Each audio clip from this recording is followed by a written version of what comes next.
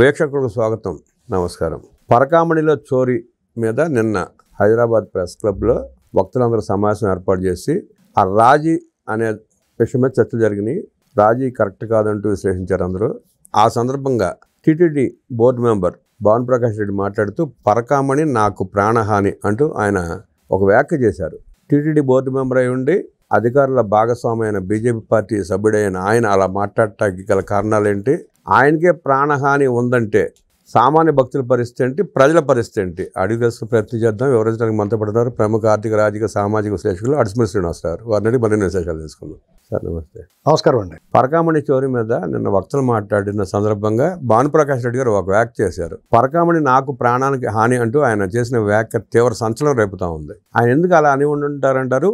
అధికారుల నుండి ఆయన ఎందుకు వాళ్ళని కట్టడి చేయలేకపోతున్నాడు అంటారు? పరకామణిలో అవకతవకలు జరిగినాయి, అక్కడ దొంగతనం జరిగిందని స్పష్టంగా సీసీటీవీ ఫుటేజ్, విజువల్స్ స్పష్టంగా కనిపిస్తూ ఉన్నాయండి. ఇదంతా సుబ్బారెడ్డి, కరుణాకర్ రెడ్డి హయాంలో జరిగింది. జరిగినప్పుడు ఆ రవికుమార్ అన్న అతను ఒక రోజు 2 రోజులు కాదు, కంటిన్యూస్గా చేశాడు.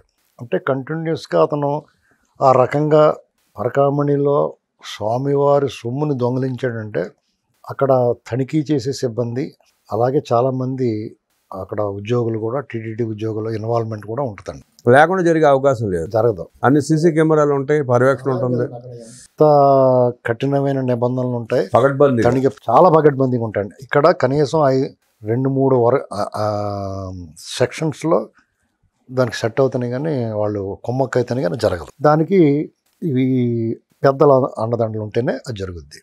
ఇది ఒక రోజు 2 రోజులు జరిగిందంటే అది వేరే కదండి. ఇది కంటిన్యూస్గా జరుగుతుంది. ఇది ఒక ఉద్యోగం కింద చేసాడు అతను. ఎందుకంటే అతను అంత 100 కోట్లు చెప్తున్నారు, 100 కోట్ల పైన ఉందండి ఆస్తి. ఎందుకంటే స్థిరాస్తి మీద డబ్బులు పెట్టి అంత, బంగారం మీద పెట్టి అంత, ఎవరైతే సంపన్నుడయ్యే అంత మేరకు అతను చేయగలిగాడంటే ఇది చాలా సీరియస్, చాలా తీవ్రమైన నేరం. స్వామివారు డెఫినెట్గా ఆయన చేయగలిగింది చేస్తాడు. ఏంటంటే పరకామణిలో కానీ తిరుమలలో కానీ అపచారం చేసినా, దొంగతనాలు చేసినా ఖచ్చితంగా స్వామివారి నిజరూప దర్శనం ఇచ్చే గురువారం రోజున బయటపడతాయి అన్నీ. అదొక ఆనవాయితీ, సంప్రదాయం, సెంటిమెంట్.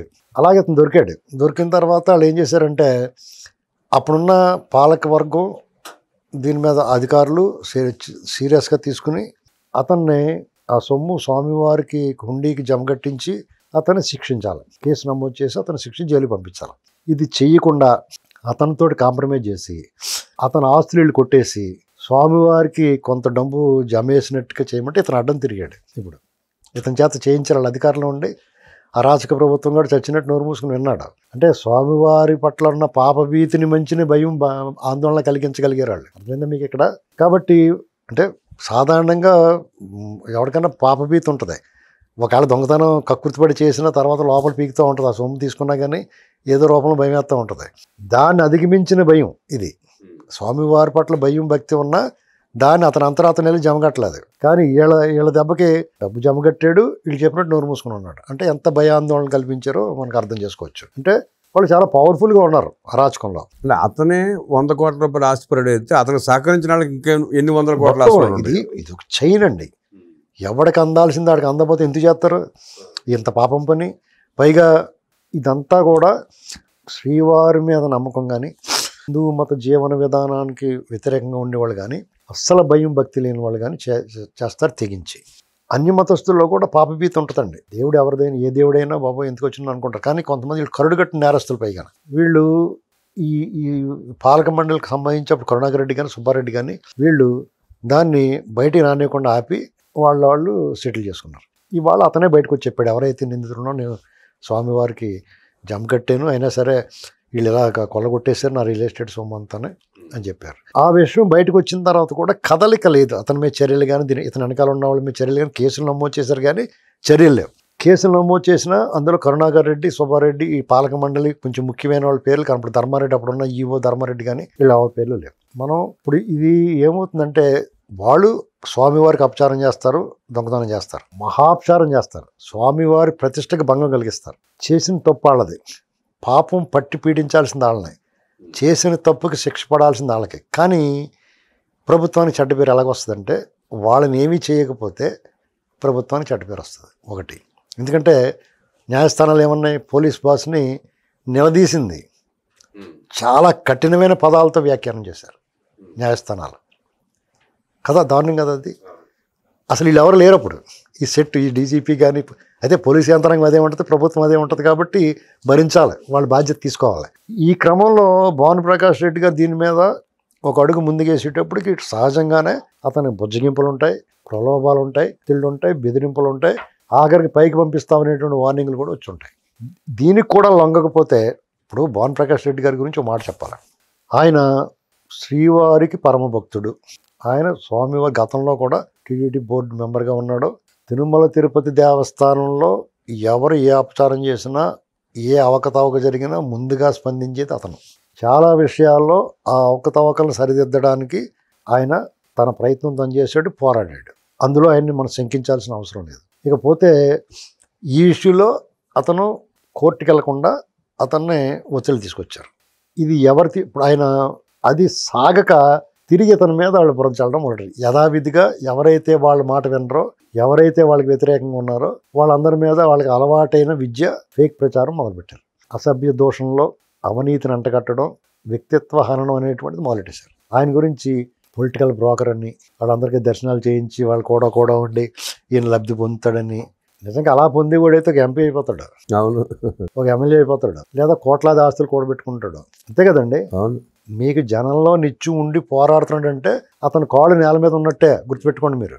అతనికి కొంతమంది వాళ్ళకి ప్రభుత్వాల వల్ల మేలు జరిగినా, వాళ్ళ ఆర్థిక స్థితులు, సామాజిక స్థితి, పదవులు వచ్చినా కానీ పోరాడే వాళ్ళు ఉంటారు. కొంతమంది ఎన్ని రాగానే మాట్లాడుతూ మానేస్తారు, పోరాడతాం, మన పని అయిపోయింది, మన పని ఇక్కడ నుంచి మన పని చూసుకుందాం అనుకుంటారు. ఇతను అలా కాదు. ఇతను ఇంకా అలాగ ఉన్నాడంటే మనం నమ్మాల్సింది ఏంటంటే ఆ టీటీడీ బోర్డు మెంబర్తో తృప్తిపడి ఇప్పటికీ కూడా ఆయన స్వామివారికి పరమ భక్తుడిగానే మనకు కనిపిస్తున్నాడు. నిజంగా నేను నమ్ముతున్నాను, అలాగే చాలా మంది నమ్ముతున్నారు. గత 15 ఏళ్ళ నుంచి మనం చూస్తున్నాం ఆయన భక్తుడిగానే మాట్లాడుతున్నాడు తప్ప ఎప్పుడు అధికారం.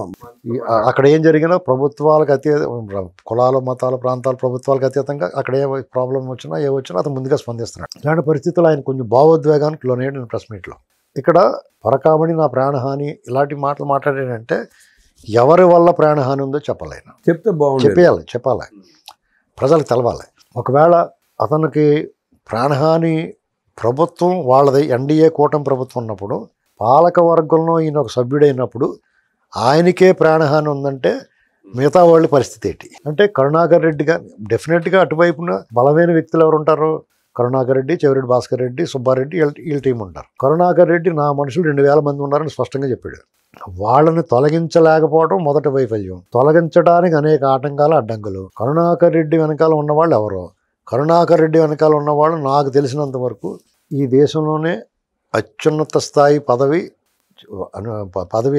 అది చేసి రిటైర్ అయిన ఒక న్యాయమూర్తి గారు ఉన్నాడని చెప్పేసి నాకు ఆయనకు సపోర్ట్గా అతను పొగుడుతా, అతను తిరుమల తిరుపతి దేవస్థానానికి సంబంధించి అతని హయాంలో అపచారాలు జరుగుతున్నాయని తెలిసి కూడా అతన్ని చాలా మంచివాడని పొగిడాడు.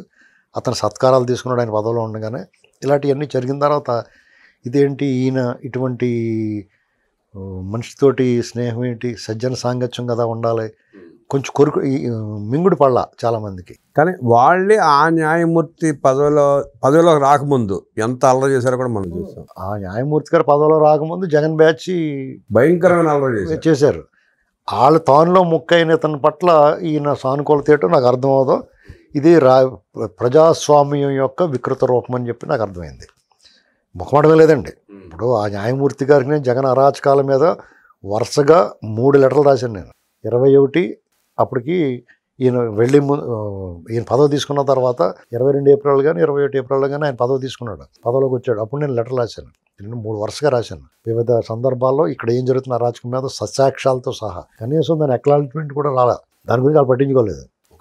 ఎందుకంటే వాళ్ళకి ఆ సమయం ఉండకపోవచ్చు. కానీ ఇలాంటివి స్వీకరించి ఒక చిన్న పిల్ల తెలుగులో మాట్లాడితే భలే మాట్లాడేమమ్మా అని చెప్పేసి ప్రచారం కోసం మాత్రం దానికి వచ్చారు వాళ్ళు. ఏంటండి ఇంకోటి ధర్మారెడ్డి, అతను ఎప్పుడు కూడా సినిమాల్లో రౌడీలాగానే టీ-షర్ట్ వేసుకుని గళలుంగి వేసుకుని కనపడేవాడు, చిల్లర రౌడీలాగా. టీటీడీ ఈవో అంటే అసలు స్వామివారిని చూస్తే మనకు ఎలాగైతే పవిత్ర భావన కలుగుద్దో, ఆ టీటీడీ చైర్మన్ గారిని చూసినా, ఈ సభ్యులను చూసినా అక్కడ ఉన్న ఎంప్లాయీస్ చూసినా కానీ మనకు గౌరవ ప్రవృత్తులు కలగాల, వాళ్ళ ప్రవర్తన అలా ఉండాలి, వాళ్ళ వేష భాషలో వాళ్ళ అవతారం అలా కనిపించాలి మనకి. అతను చూస్తే మనకి ఏ రకంగానూ అనిపించింది కాదు. పైగా రఘురామకృష్ణరాజు గారిని మిలిటరీ హాస్పిటల్లో పెట్టినప్పుడు మేనేజ్మెంట్ కోసం వెళ్ళినట్టుగా అతని వార్తలు వచ్చినాయి అతని మీద ఏంటండి. అయితే అతను చేసిన పాపాలకి భగవంతుడు శిక్షించాడు, అది వేరే కుటుంబ పరంగా జరిగిన హాని, అతని ఇబ్బందుల గురించి మనం ప్రస్తావించొద్దు.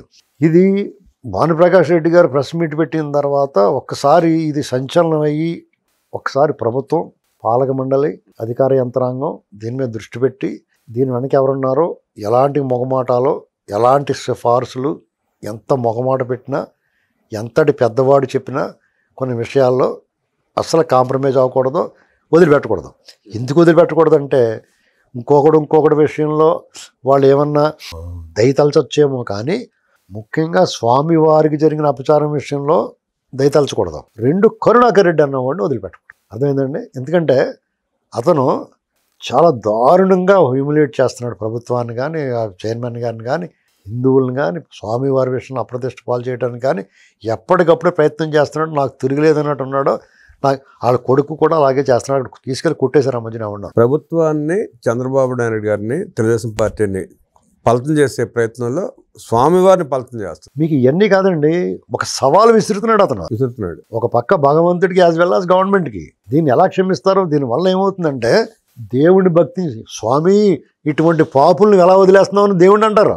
పరమ భక్తులు దేవుడిని ప్రశ్నిస్తారు, సామాన్య ప్రజలు ప్రభుత్వాన్ని ప్రశ్నిస్తారు, వీళ్ళు ఎందుకు వదిలేస్తున్నారు మీరని. కాబట్టి ఈ 2 రకాలుగా హిందూ ధర్మానికి నష్టం జరుగుతుంది, ప్రభుత్వానికి, ఆ పాలకులకి నష్టం జరుగుతుంది. ఈ విషయంలో అతను కానీ అతను కొడుకు కానీ చేసే అరాచకాలకి ముగింపు పలకాల్సిన అవసరం ఉంది.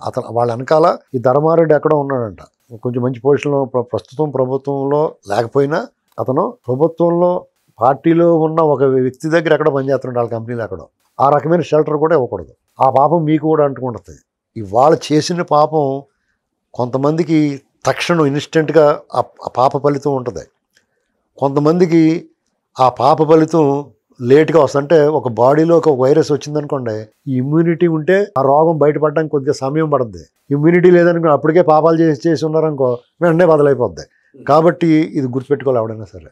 1 ప్రభుత్వ పరంగా నష్టం అవుతుంది, 2 ఆధ్యాత్మికంగా హిందూ సమాజం, హిందూ జీవన విధానానికి దెబ్బపడే విధంగా వాళ్ళ నమ్మకం మీద, విశ్వాసం మీద దెబ్బ తగులుతుంది. ఇది గుర్తుపెట్టుకోవాలి.